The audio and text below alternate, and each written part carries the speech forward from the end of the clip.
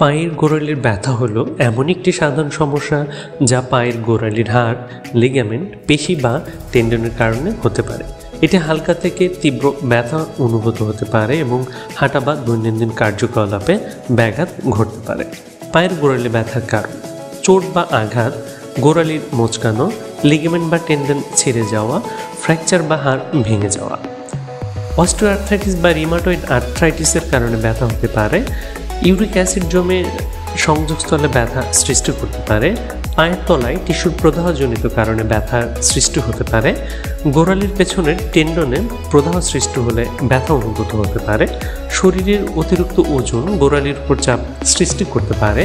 অস্বাভাবিক হাঁটার স্টাইলের কারণে দীর্ঘমেয়াদী ব্যথা হতে পারে। খেলোয়াড়দের ক্ষেত্রে অতিরিক্ত দৌড়ানো বা লাফানোর ফলে গোড়ালিতে চাপ পড়ে। লক্ষণসমূহ: হাঁটতে কষ্ট হওয়া, গোড়ালির চারপাশে ফোলা বা লালচে হওয়া, চাপ দিলে ব্যথা অনুভূত হওয়া, ব্যথার কারণে গোড়ালির নড়াচড়া সীমিত হয়ে যাওয়া, পায়ের নিচের অংশে বা গোড়ালির পেছনে টান অনুভব করা।